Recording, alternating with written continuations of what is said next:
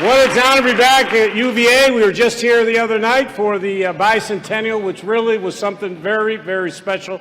But I want to thank all of you for being here today. I first would like to thank the First Lady of the Commonwealth of Virginia. We just had a...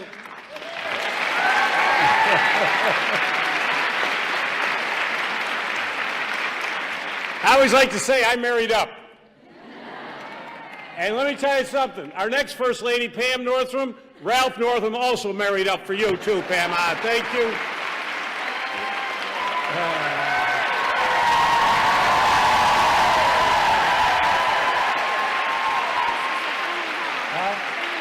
Yeah. I don't want to make today overly political, but how about last Tuesday here in the Commonwealth of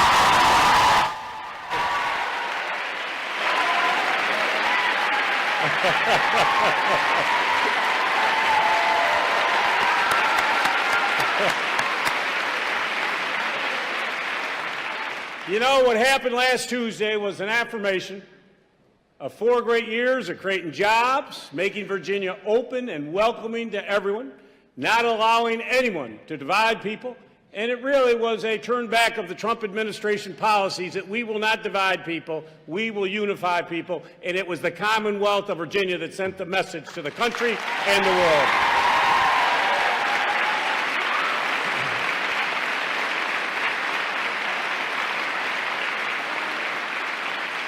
So I want to thank all of you who did what you did, knocked down the doors. People always ask me every day, Governor, who's the leader of the Democratic Party?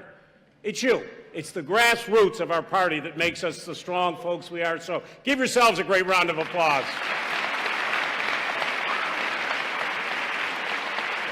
But at the end of the day, it's about service and helping people and unifying and bringing people together. We have someone very special with us here today who has joined us here in the Commonwealth of Virginia and here at the University of Virginia. This woman has been an advocate her entire life for women and children. She did it as a young attorney. She did it as the First Lady of Arkansas. She did it as First Lady of the United States of America when she traveled the globe, went to Beijing, told them how they should treat women and other individuals. It was a courageous thing to do. She did it as a United States Senator. And boy, did she do it as a presidential candidate of our party, the Democratic Party of the United States of America.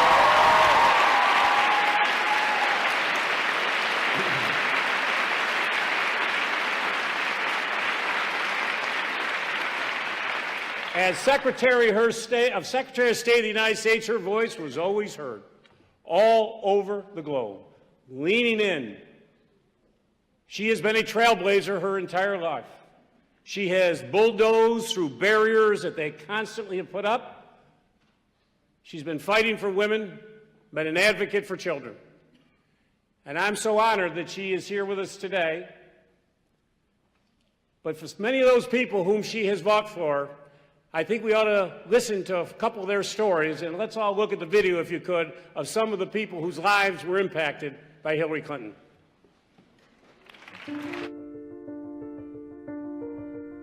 Dear Secretary Clinton. Hello, Secretary Clinton. Hi, Hillary. Hey, Hillary. Hi, Hillary. In 1995, the year I was born, you gave a famous speech in front of the UN in which you said, "Women's rights are human rights." You've been showing girls like me what that means ever since. Thank you, Hillary, for making it conceivable that someone like me could one day hold the highest office in the land. For being a bold, fearless female leader. For showing women and girls everywhere that gender does not have to be a barrier to opportunity. Thank you, Hillary, for just being real, putting up with bullies, and showing the world what true strength and bravery is. Thanks for showing me that the only way to truly fail is to fail to try. For inspiring me to step up in everything I do. For showing me I don't always have to be sweet. I can be fierce, I can be bold, and I can be in charge. Thank you for showing that femininity doesn't mean weakness and that strength can be shown in any situation. Your unwavering resiliency has inspired so many women and girls to recognize those traits of passion, ambition, and strength in each other. You've made me want to read more, learn more, and be more. Truly, your intellectual curiosity and grace proves why the future is female. Because of your leadership, because of you, in the future I will not be afraid to speak up, even when I'm the only woman in the room. I know my voice matters. I feel empowered to one day run for political office myself. And I will dedicate my professional efforts to advancing policy over politics. I will not let fear or intimidation deter me from speaking my mind. Because of you, when I feel underestimated or start to lose hope, I remind myself that I am valuable and powerful. You've gone farther than any other woman in politics. Thank you for showing us all how to break more glass ceilings. You taught me how to stay strong and poised through adversity, and when that doesn't work, to just take a hike in the woods. Thank you for dedicating your life to serving women worldwide. Because of you, I can. I can. I can. I can. I can. Because of you, I will. I'm still with you.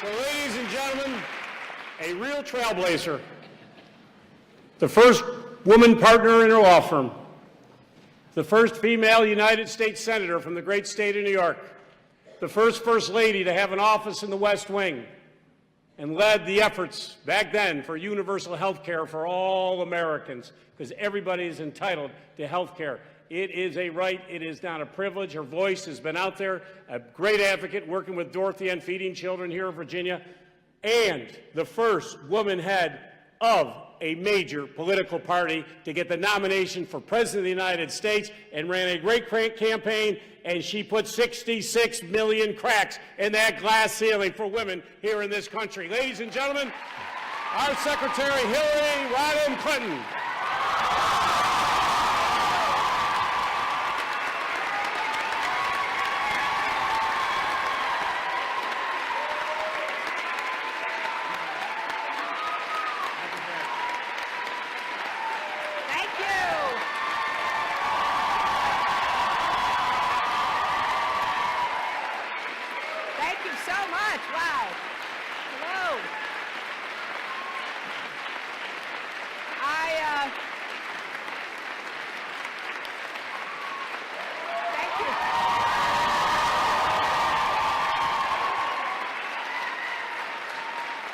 Thank you all so much. And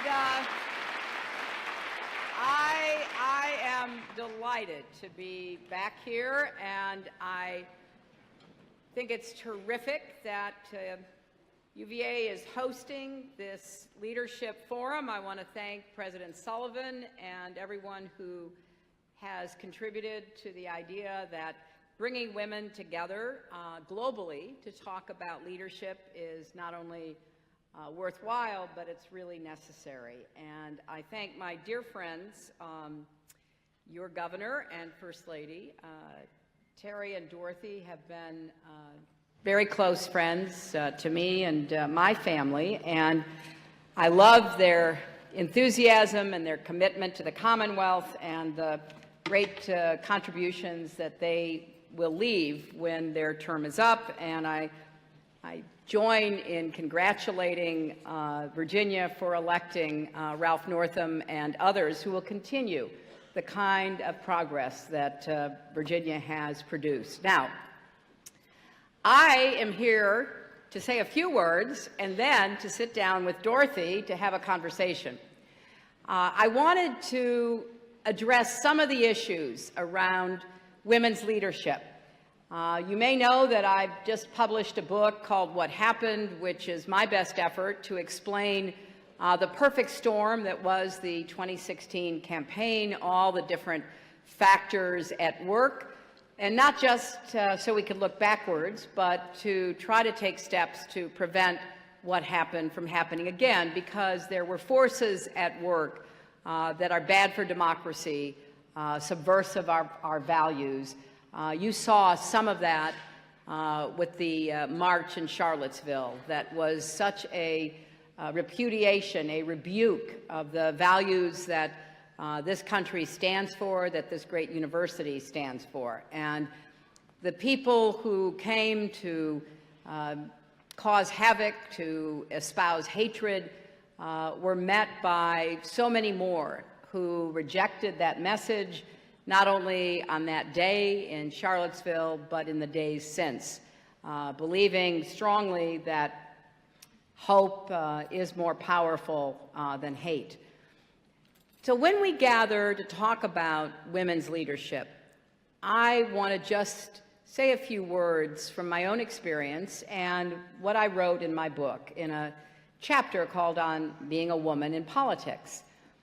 Now, leadership is not just in politics. Leadership is also necessary in the private sector, in academia, in the media, in your community life. Everywhere we go in a democracy, we expect people to help lead us. And some of it is capital P politics, and a lot of it is small p politics. People stepping up and volunteering and taking on jobs.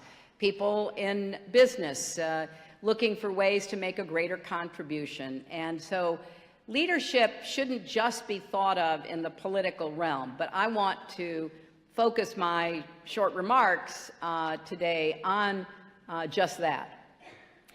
So in the chapter that I wrote on being a woman in politics, I tried to explain what it is like to seek office, to put yourself into the arena, to be willing to endure the criticism that comes along with seeking a leadership position. But I wanted to root that in a broader understanding of some of the continuing challenges that women leaders face. You know, the more professionally successful a man is, the more likable he is. The more professionally successful a woman is, not so much. This has been proven over and over again. It still is kind of depressing to think about. But, you know, it kind of struck a chord with me because historically, when I have been serving someone else, whether it was as a first lady in Arkansas or the United States, whether it was serving my clients as a lawyer, whether it was running for and winning a Senate seat to serve the people of New York, or serving in President Obama's cabinet as Secretary of State, I historically had kind of good likability. And when I left the State Department,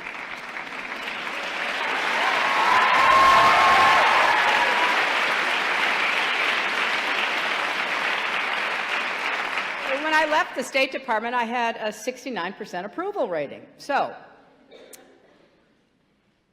you know, of course, that when we women are in service to someone else, we are viewed favorably. And there's been just reams of research about all of this. If you're in a business, for example, and you go advocate that one of your colleagues deserves a raise, people think you are the most generous person ever. But if a man goes and says, I deserve a raise, that's considered appropriate behavior and may very well result in him getting it because it shows that he is sufficiently hard-charging and willing to step up. If a woman goes and says, I deserve a raise, it is looked at unfavorably.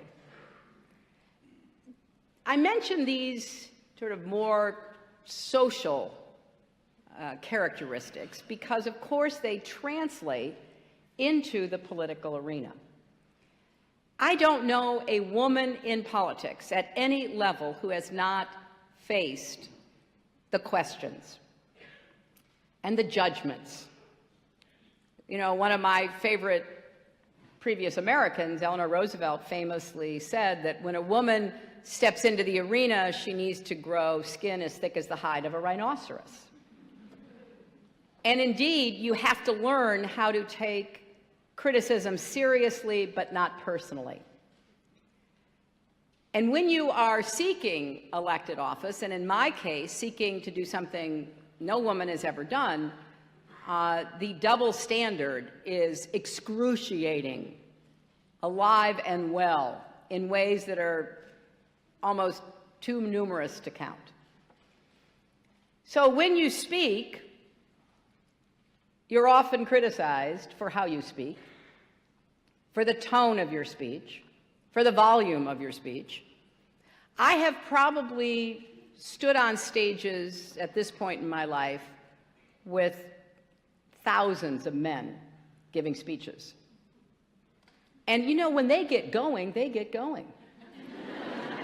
And their voices rise, and their energy builds. Sometimes they even pound the podium. Oh, but if a woman does that.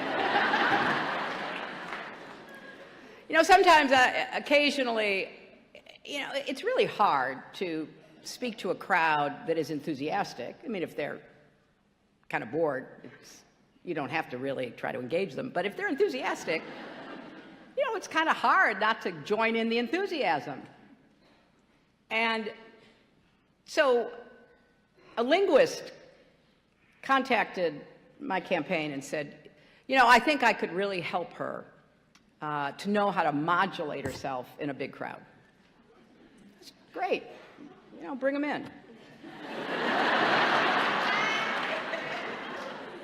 So I said, so can you give me an example of a woman doing what you're advocating? I mean, just name an example or send me a video clip just so I can see it. Never heard from him again.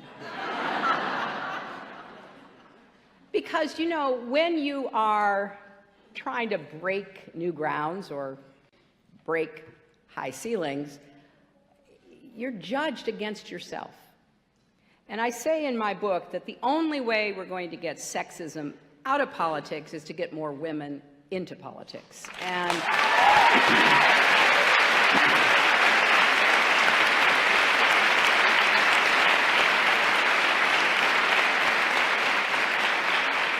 because then maybe it won't be so difficult, because there will be different sizes of women with different hairstyles, may I add? And so it just, all of the criticism and the resentment and the fears will not just be focused on whoever this one woman might be. Now, the other thing you hear when you're in politics is, well, you know, I'm not against women in politics. I vote for a woman, just not that woman. Okay. So after the election, when that woman was not running for anything, all of a sudden I started seeing these same people in the press, in politics, start attacking other women. We saw it during the primary when then candidate Trump attacked the only woman on the stage for the Republican primary, as you all remember, attacked women moderators and interviewers, just a relentless, sexist, misogynistic attack on women, on their looks, on their brains. And he survived. So then when it came to the general election, same thing.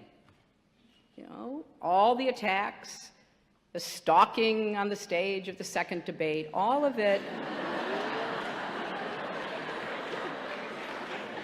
you know, all of it meant to diminish women on the public stage.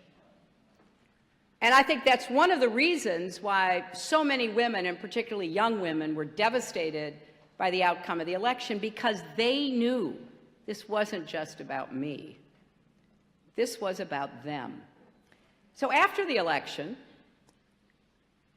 all of a sudden, high-profile women on the Democratic side, women who may not, who knows, maybe run for president themselves, all of a sudden, they're under attack.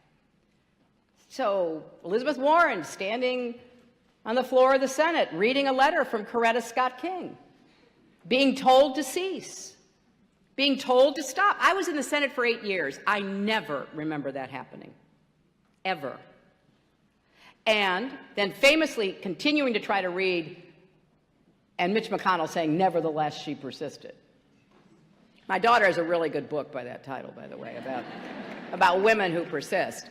So all of a sudden, she is driven from the floor of the Senate for reading a letter critical of the nominee for Attorney General.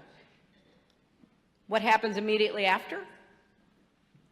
One of her male Democratic colleagues, out of a great show of solidarity, goes to his desk, reads the same letter. Nobody tells him to leave the floor. And then, you know, all of the talk, oh, well, you know, she was shrill, she was angry. Kamala Harris, questioning Jeff Sessions. There he is again, questioning Jeff Sessions.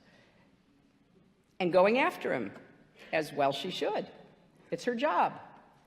Being told by the chair of her committee to cease, to stop.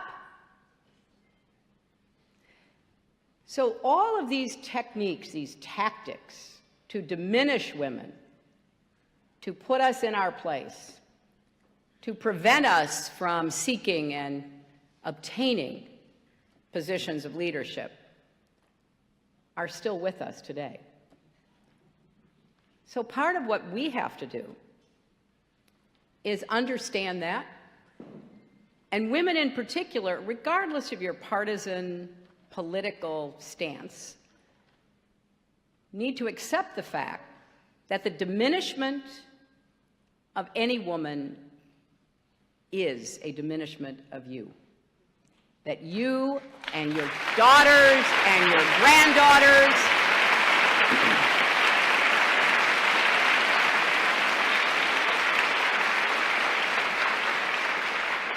will be constricted, will be in some way limited, because expectations about you will have been shaped.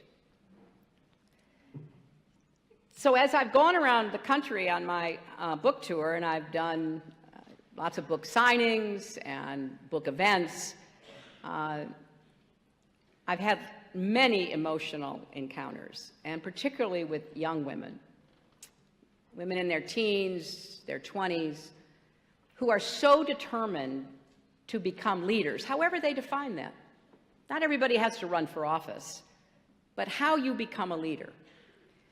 And what I've tried to do is encourage every one of these young women and all of the young women here today to be willing to take the risks that go along with leadership.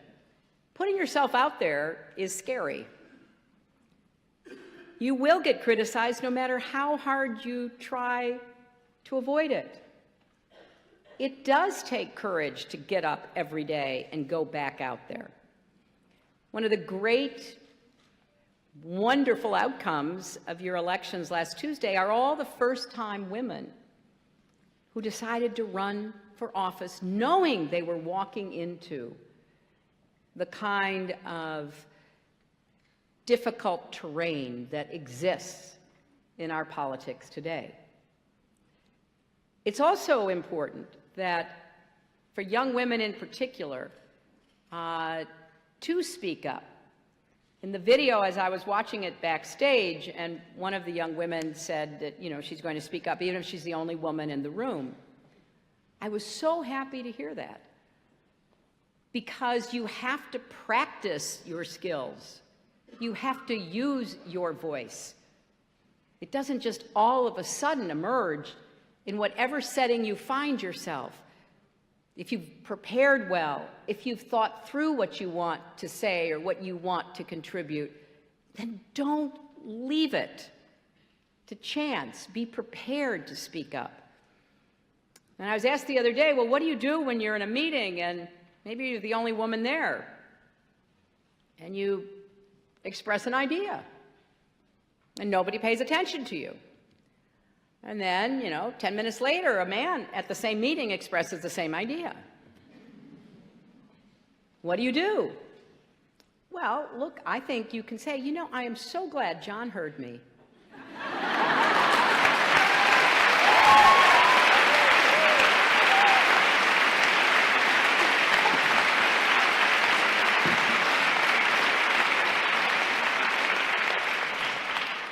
and say, now let's work to implement it. Let's make it happen. So in my book, What Happened, I try to cover a lot of the ups and downs of the campaign, but more than that, to kind of take on some of these broader forces. Because what happened in 2016 can, if we're not careful, happen again. And a lot of the underlying factors that were at work are still with us. You know, Russia is still trying to undermine our democracy. And every day that goes by, we learn more about what they did, but I'm equally concerned about what they're doing. This is the first time we've ever been attacked by a foreign adversary and done nothing. And make no mistake, you know, wars used to be fought before the 20th century on land and sea. Then we added the air in the 20th century, and now in the 21st century, it's in cyberspace.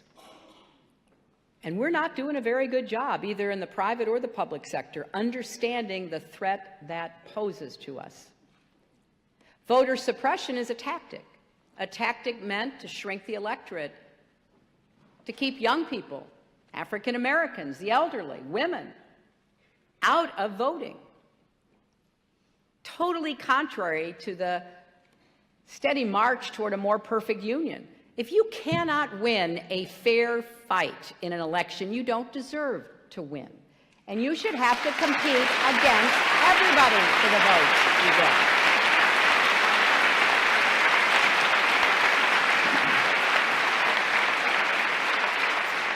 So some of the problems that I'm concerned about are gender neutral. They are about how we're going to preserve, protect, and defend our democracy. But some of them are very gender specific. And I end the book by talking about returning to my alma mater, Wellesley College, for graduation. We're everywhere.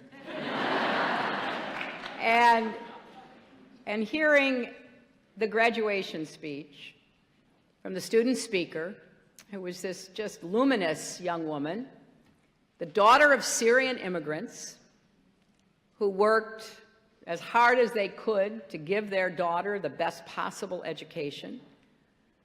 She's on her way to medical school, and just standing there talking about what her education meant to her and the challenges that face young women was one of the most moving moments I've had since the election. Because we cannot get discouraged.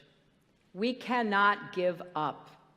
We cannot give in to those who would wish to undermine the very foundation of this democracy that we cherish.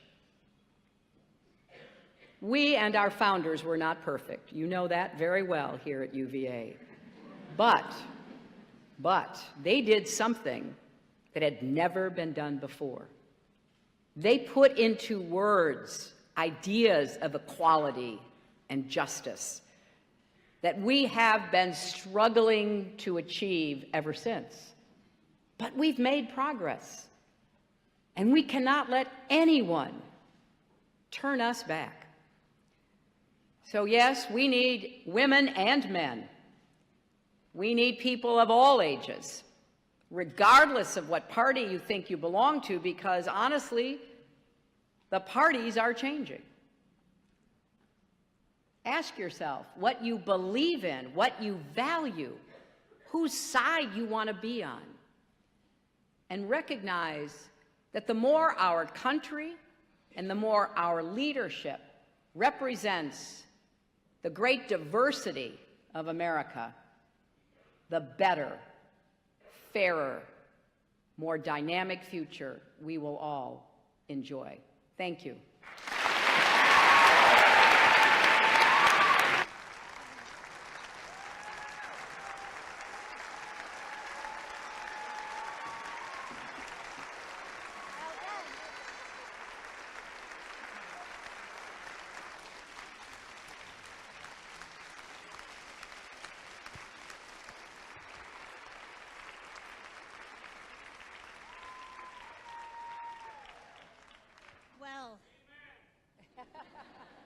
Amen. I feel like I'm just getting in the way. I would have loved for you to stay up there for the next however much longer that we have. But thank you so much for being a part of this amazing Global Women's Leadership Forum. I can't imagine having such an event and not having you, the preeminent leader of our country, here today. And it's a great honor for Terry and for me to have you here, as well as the whole UVA community. As you can tell, this is your room.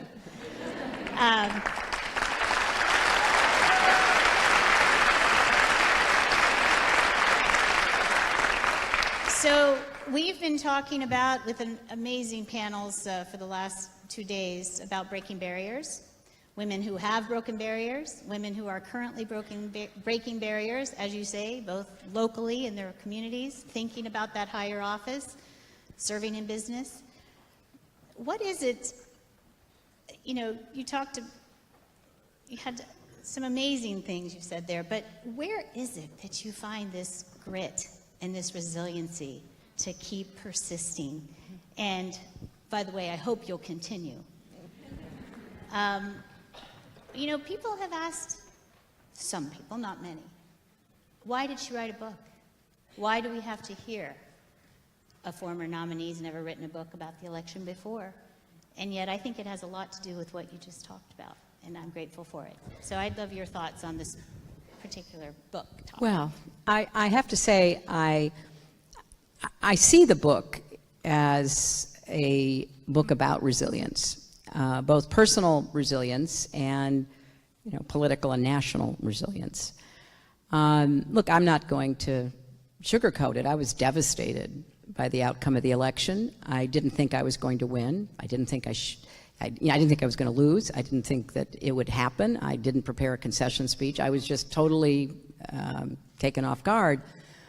And so I really had to, you know, come to grips with that. And so I spent a lot of time, as you probably know, taking walks in the woods and, you know, just being with my family and my friends. We had a great visit with you and Terry at the state capitol. And, you know, I did other things like read mystery novels because the bad guy always gets it in the end. And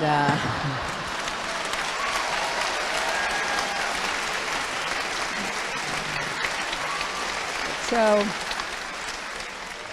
it took time. And then I started seeing a lot of the analysis and commentary about the election, and I didn't recognize it. I thought, well, you know, that's not what I thought happened. Or I think they're really missing it because they're not focusing on a particular factor that I thought was important. And the more I thought about that, the more I thought, okay, I'm going to try to write a book because I may figure out what I think, and it may be of some use or benefit to my, you know, friends and supporters, my voters. And so I just dove into it, and it was very painful at first. You know, I would be writing about something, you know, trying to be as candid as I could be about what I did wrong, what my campaign failed at.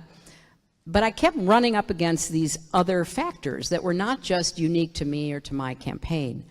And in the end, it turned out to be very cathartic.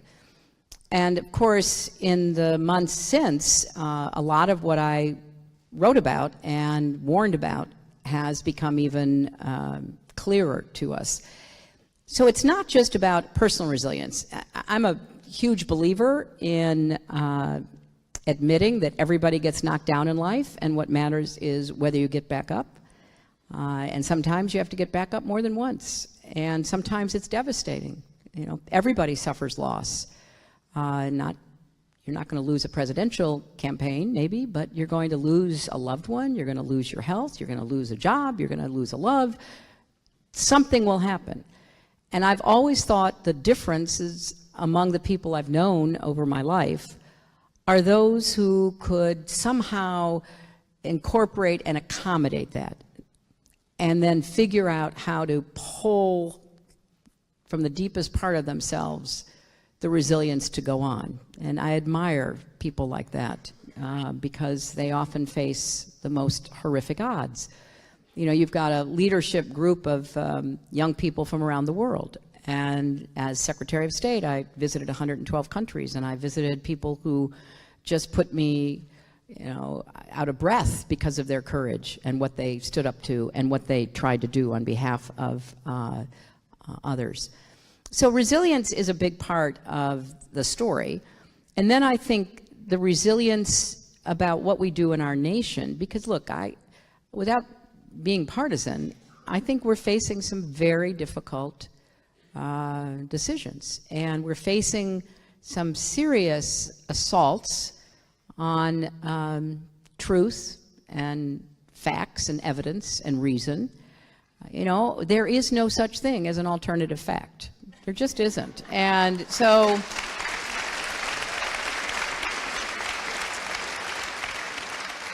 you know, when a leader tells you something contrary to what you can see with your own eyes, like the size of an inauguration crowd, you know, the first time it happens, you might think, well, that's just weird or whatever. But when it keeps happening, then those of you who study history know that trying to blur the line between fact and fiction is what dictators and authoritarians do. They want you to see the reality they want you to see. And we can't let that happen. So resilience is something that has always been a part of our national character, but I think now, maybe more than ever for a very long time, we're going to have to dig deep and stand up against the kind of assaults on the rule of law and the subversion of democracy and the, you know, coordination with foreign powers and all the stuff that we're now seeing in real time being revealed. And I have a lot of optimism that we'll get through this, but we won't unless people, not just leaders, but citizens, make it clear they're going to stand up and speak out and be part of pushing back.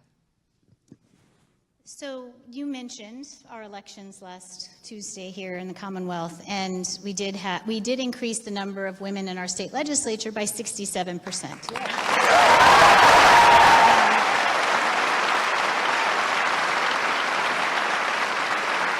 The bad news was we started at a very low number, but hey, gains are gains, and we're very excited about that.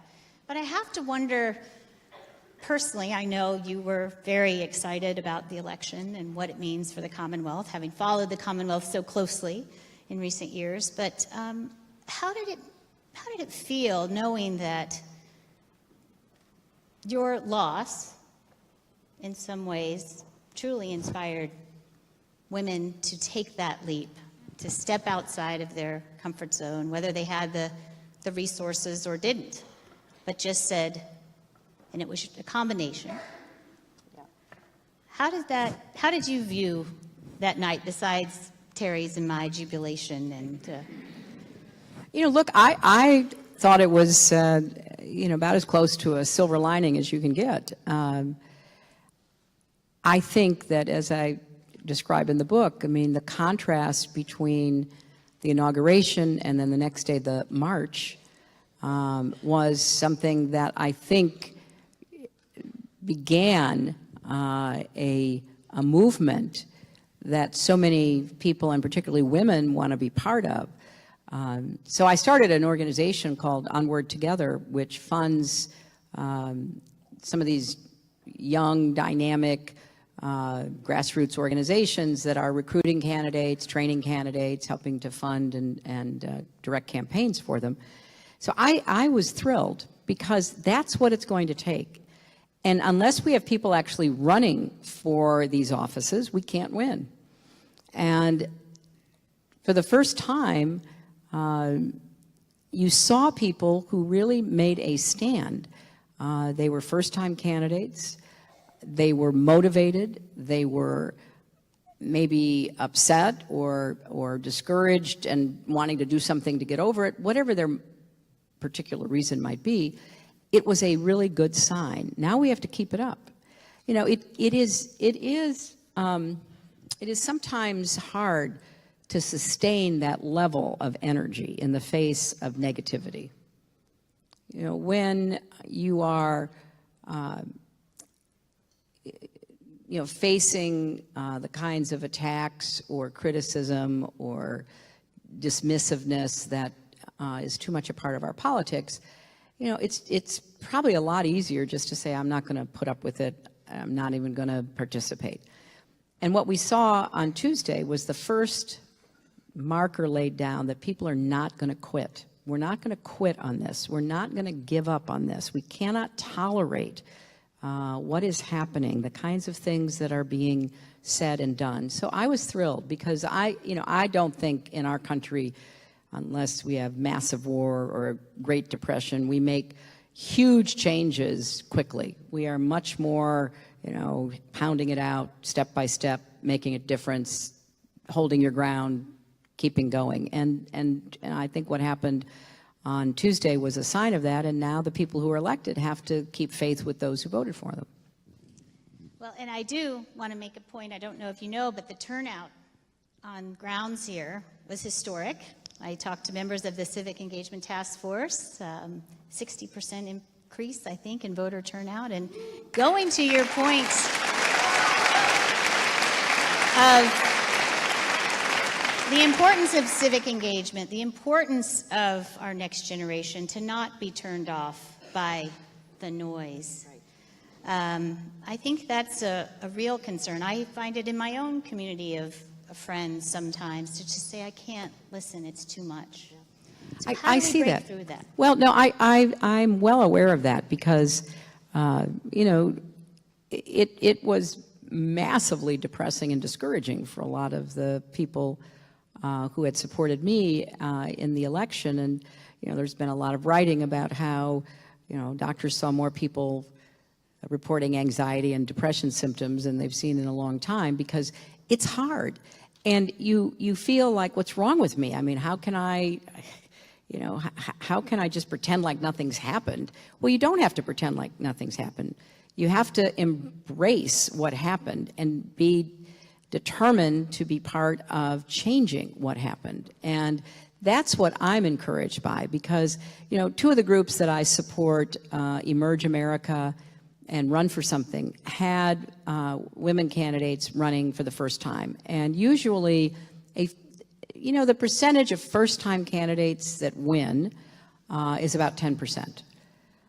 But in this case, about 50% of first-time candidates won.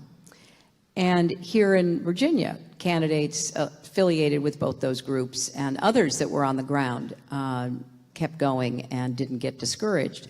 So it's important to have a supportive network of people who kind of don't just vent, but organize in your local community. And there are lots of things to be done. One area that I want to give another shout out to Terry is when Virginia saw, what everybody saw, that our voting machines could be hacked so easily, Virginia decided to move to paper ballots. More states need to do that. Our voting machines are not safe and secure.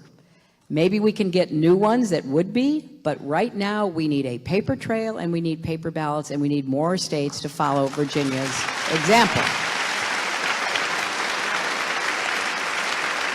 And very true, as we still have a recount in 3 of our districts ongoing. So we've talked these past 2 days about gender, race, religion, economic barriers of all kinds, barriers to democracy. What can you say about how do we talk to that next generation, even younger perhaps, maybe reinvigorating our commitment to civics and engaging and to each other? When we're going to have to go around, I think, a current bully pulpit that we have. And what are your ideas for how we do that? And how might you be involved in doing that? Well, I think I'm actually very encouraged by young people, and I'll just talk about Americans, but young Americans are much more inclusive, non-discriminatory, more valuing of diversity, the experience of connecting with people in person and online across all kinds of barriers is something that young people kind of take for granted. So I think that the base is there, but there isn't a lot of formal education, as you say, about civics. And I saw during the campaign a lot of confusion and lack of information about the basic fundamentals of, voting, of governing, of why you can't just decide you want something to happen and make it happen. I mean, there was a lot of questioning. And so there is work to be done, and I think a lot of it has to be done in our schools and certainly our colleges and in our public venues, and that includes online. Because if young people are given the chance to believe that their participation will matter and will affect their futures, we're going to get better results. And I think you saw that in Virginia. You saw a big increase in young voters, and you saw the impact of, two very stark visions, and the kinds of divisive, negative advertising that was, trying to stir people's fears and get them to hate and scapegoat others, versus a much steadier, more predictable vision about what could be done in Virginia.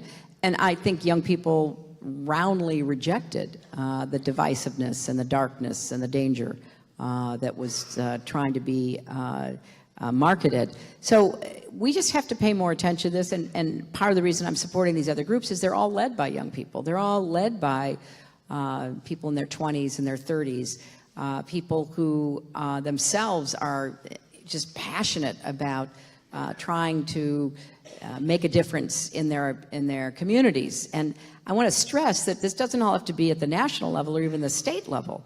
There's so much work to be done at the local level, and people who are following what's going on, like the paper ballot issue, can have a big impact if you are involved with an organization. I'm a big fan of Indivisible, because Indivisible did the work of trying to convince Americans going to town halls was important, and then helping to train people about how you go to a town hall and how you interact with a member of Congress and what are the questions you have to ask, and get prepared. So this kind of organizing from the ground up is exactly what we need, and nobody's better at that than young people. And so I hope there will be even more opportunities for us to actually, see greater and greater involvement. So switch a little bit of gears a little bit. So one theme in your book was that after such a long, amazing life of service and public service and running for office, that at times you felt like you were walking a tightrope without a safety net. Now that you've been on a book tour, you've been very busy, but time is passing, and just wondering if you're feeling like you're seeing that opportunity to not be on that tightrope, and that it might be freeing. And I wonder, is it really freeing to you because of your 40-year commitment to doing the right thing in service to others? Well, it is. As I write in the book, I wanted to pull the curtain back on one of the wildest elections in American history. And I did. I have felt very much as though, I was on a tightrope and had to be careful about what I said and had to keep my guard up. And, those days are gone. And so my view is that I can best help to shape the debate by being right in the middle of it. And it was funny because after the election, obviously I saw the articles. I heard the newscasters saying, "Oh my gosh, why doesn't she just go away?" And if they'd left me alone, I might have gone away, right? I mean, but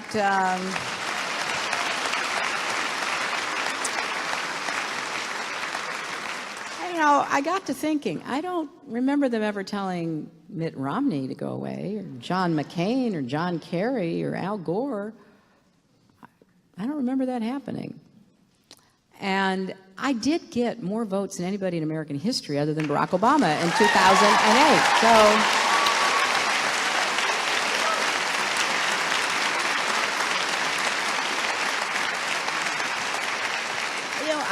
I really feel such a responsibility for, all the people who believed in me and voted for me, and I thought, well, I'd be kind of letting them down. And the most common thing on this book tour, especially at the book signings, because, I see about 1,000 people in a couple of hours, are people who say, oh, I'm so glad you didn't go away.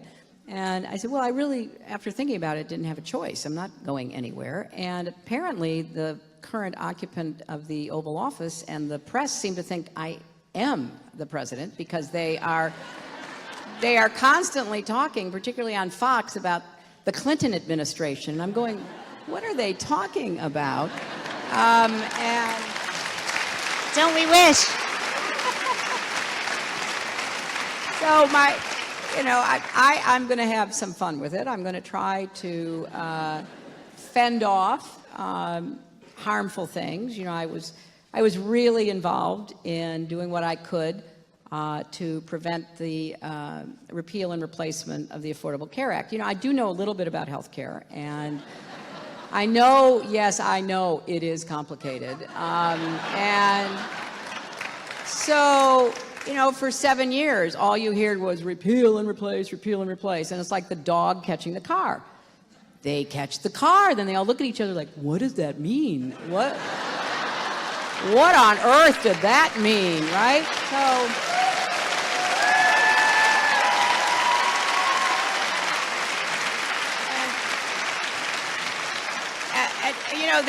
there were a lot of just surreal moments. Probably one of the most, if you remember the picture of all those elderly, white-haired, white men sitting around a table trying to decide what health care women should get, right? And some of them reportedly saying things like, well, I'm never going to have a baby. Why do I have to pay for maternal health care? I mean, honestly, someone needs to talk to that gentleman. And kind of maybe he's never had the talk, but somebody needs to talk to him. I'm going to keep speaking out. Obviously, I am just totally gobsmacked about their tax bill, which is nothing but a budget-busting, debt-blowing up giveaway to a really small number of people. And as I recall during the campaign, my opponent would repeatedly say, oh, I'm never going to touch Medicare, and I'm never going to touch Medicaid. Well, indeed, based on the last figures I've seen, it changes so quickly it may change again. They would cut about, $600-700 million out of Medicare and about $1 trillion out of Medicaid, further taking away health care from people in order to satisfy their donors. Now, I'm not saying politics is pure, and I'm not saying people don't pay attention to who funds them, which is why it would be really great if we could get to public financing, because it's crazy the way we fund our democracy. However, to blatantly say, as a congressman from Western New York said, well, I got to pass that tax bill, even though it would really hurt a lot of the people who live in his district, and their taxes would go up, and the state and local tax deduction would be gone, even though it would hurt the very people he represents. He said, well, I don't know. He said, I got to do it for my donors, because they said if I don't, I can't call them anymore. Honestly, how do you live with yourself? So I'm going to continue to play a role the best I can in speaking out, particularly about issues that I think are important to the country. I am really concerned about the Children's Health Insurance Program, because I was involved in getting it started back in the 90s on a bipartisan basis, and it hasn't been reauthorized, and 9 million kids get their health care through CHIP.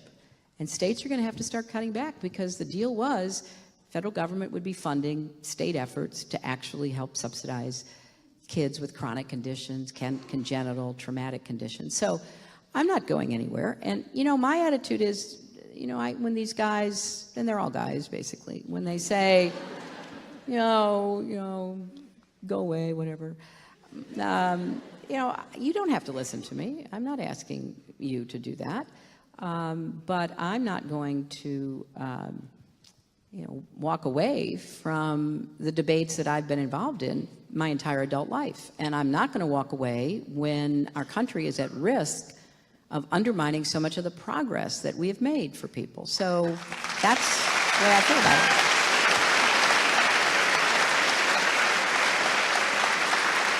Thank you. Thank you for not walking away, and we know you won't. Thank you for the Children's Health Insurance Plan. It's about 70,000 children here in the Commonwealth of Virginia that benefit from that plan, and I just can't imagine these guys thinking that children don't demand a right to health care. So internationally, incredible Secretary of State, so many amazing programs, strategy, empowerment of women and girls. If Terry was just at the climate conference with 4 governors who have, you know, joined the U.S. Climate Alliance, where the United States has backed out of the Paris Accord. Mayors were there. I think 15 governors now have signed on. In terms of women and girls empowerment and bringing young men along with them, and thinking of 130 million women, young girls, with no access to education, but all you did. How can we go around and to continue to make sure that we're there for the rest of the world, and we're partners with the rest of the world? And what is your lens as Secretary of State? We have the former president of Kosovo here, who is worried about her country and the lack of leadership in the United States. Well, and I'm very happy to see my friend, the former president of Kosovo, who I had the privilege of working with. I think we are sacrificing our competitive advantage under this administration. And we're sacrificing it across the board. We're clearly sacrificing the moral high ground, the values debate that we have always represented, arguing for human rights, standing up to dictators and taking on some of the worst problems in the world to try to help resolve conflict and deal with human rights abuses. But even if you were to make the argument that that's not critical to our future, you're missing the big picture, because we are sacrificing our lead in key areas that will be absolutely essential to the economy going forward, and you mentioned one. Right now, with the decision by Syria to join the Paris Agreement, we are the only country not included.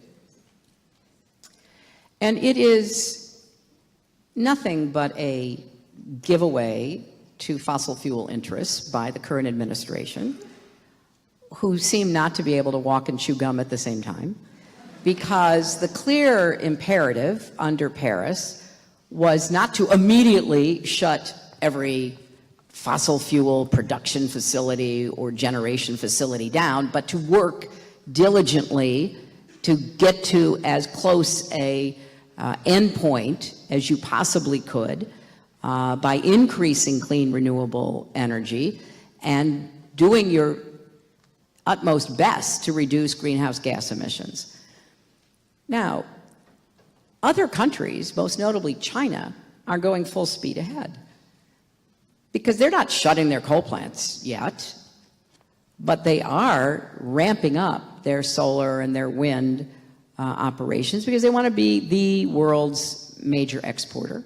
They want to dominate that market.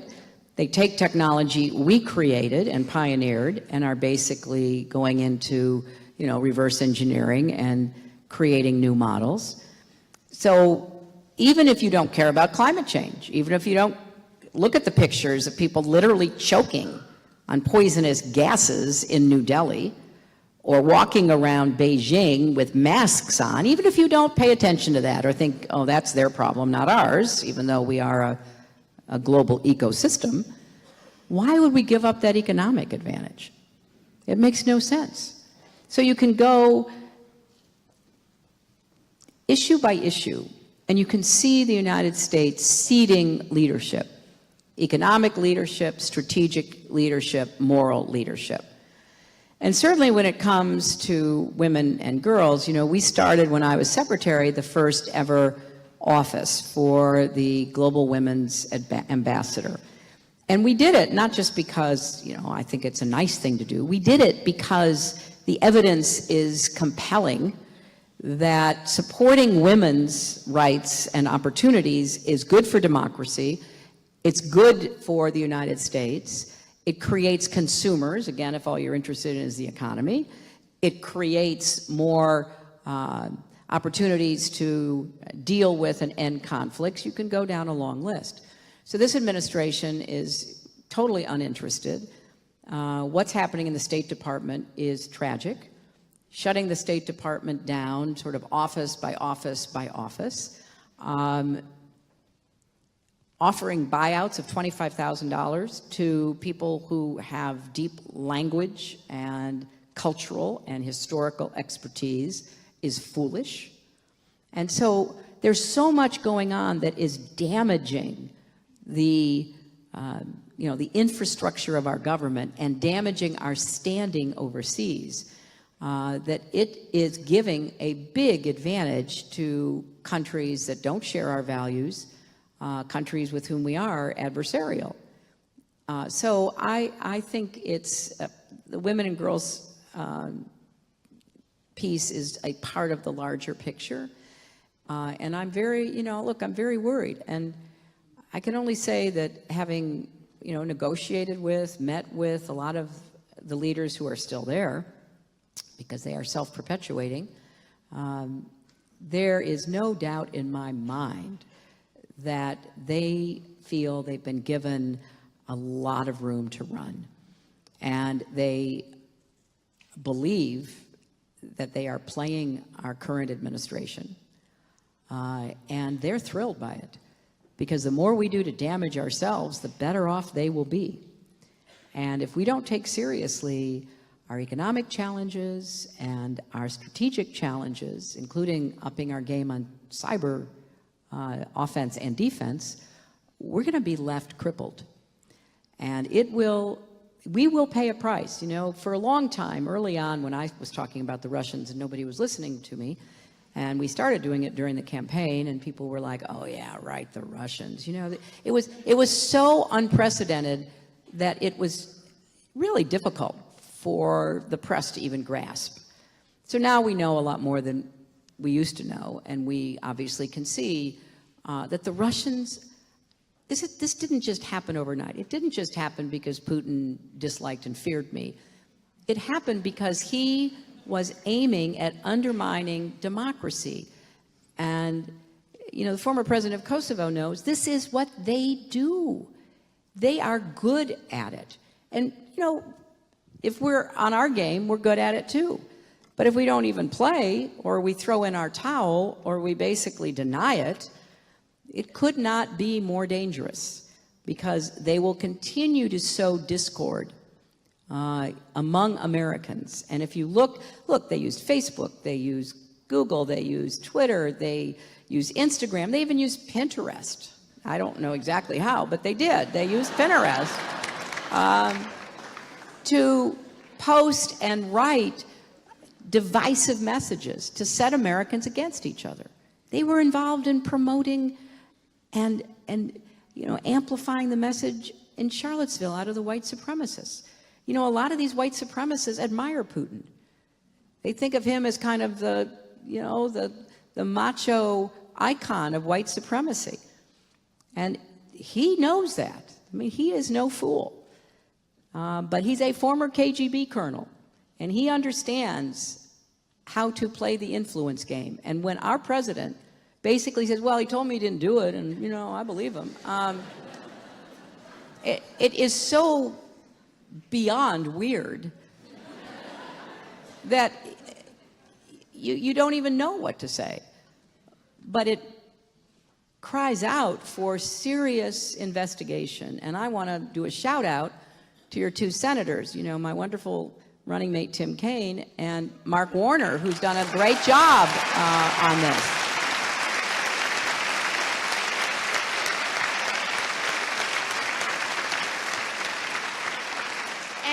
And to that, you know, we have leadership or not at the federal level. We have, but then we have. You saw the testimony and the response when our social media giants were brought in to Congress, and I just wonder, what did you think of the response there? Because I do think we have to say there's responsibility across the landscape here. Well, I think we're just at the beginning of understanding exactly what happened with the technology companies. You know, initially they just denied everything. I remember one of the first responses was Facebook saying that, oh, they found 450 sites and they shut them down. And then like a week or two later, it came out that they shut 50,000 sites in France during the French election. So, you know, none of it made sense.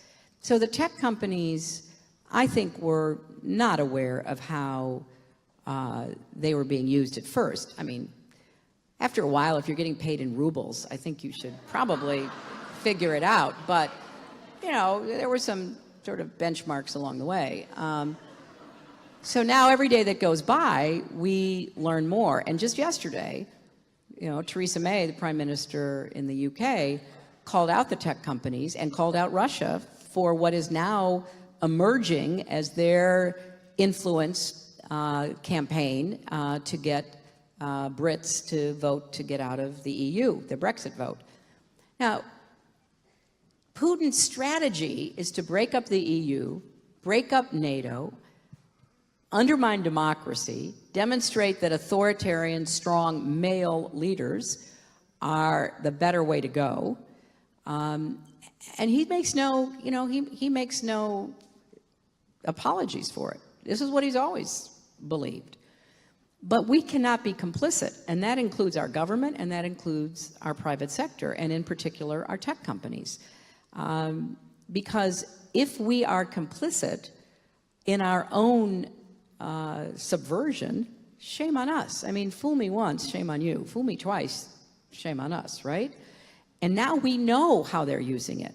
And some of it is so obvious. I think there was some reporting, Terry, that, you know, here in Virginia, the Russian bots were out in, you know, in full force, you know, a couple of days before the election.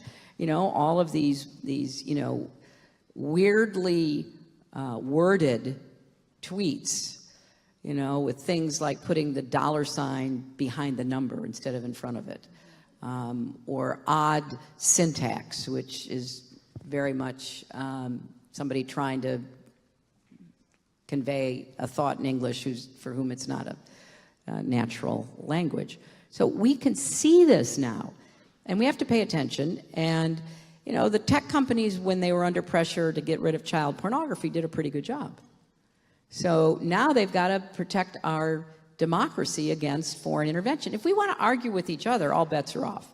You know what? I'm on Twitter. Somebody goes after me, fine. You know, that's their right. But if they don't disclose, they're not identified, they're paying to promote a fabrication, people need to know that. And then, you know, people have to make up their own minds, whether it's important to you or not. So I think we're only at the beginning of trying to figure out what the responsibility of the tech companies should be. And, you know, Senator Warner and a few of his colleagues are really, you know, on top of that. And I don't know if they can get anything passed, but I will say this, and Republicans better understand this. Putin is no long-lasting friend. If he thinks he can make some kind of advance by going after Republicans, he will. And when the Congress passed tough sanctions on Russia because of what we were learning about their interference in our election, and I will say they affected the outcome. You know, people say, well, they may have interfered, but they didn't affect the outcome. What do you think advertising is for? It's to affect how you think, and in elections, how you vote. And so they affected the outcome, and we saw, you know, the impact of that and the ongoing impact of it, but it is by no means clear yet everything they did. And the tech companies have to help us figure that out, because, you know, when the sanctions were passed, Trump didn't want to sign them. He was forced to sign them, but he's never implemented them. And I would bet, if I were a betting person, that was raised in his conversation with Putin.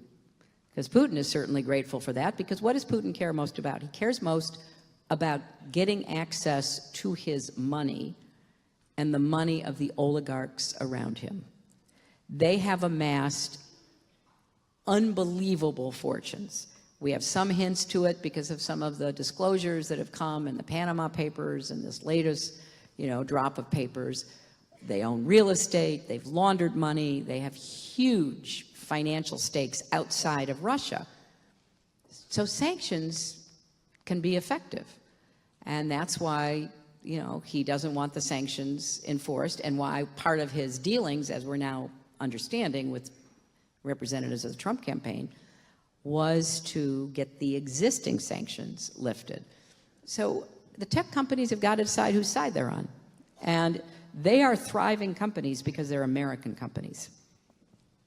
It was the American economy, the American entrepreneurial spirit that gave them the opportunity for, you know, a Russian kid to help start Google, for people to leave their countries and come to Silicon Valley to be part of the tech revolution.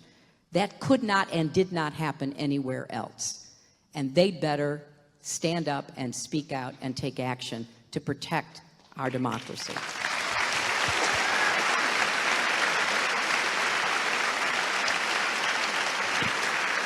Well,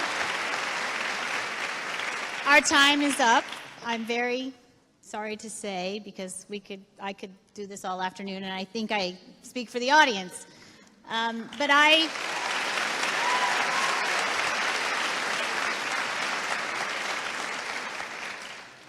also speak for the audience, I do believe, when I say thank you for continuing to speak up.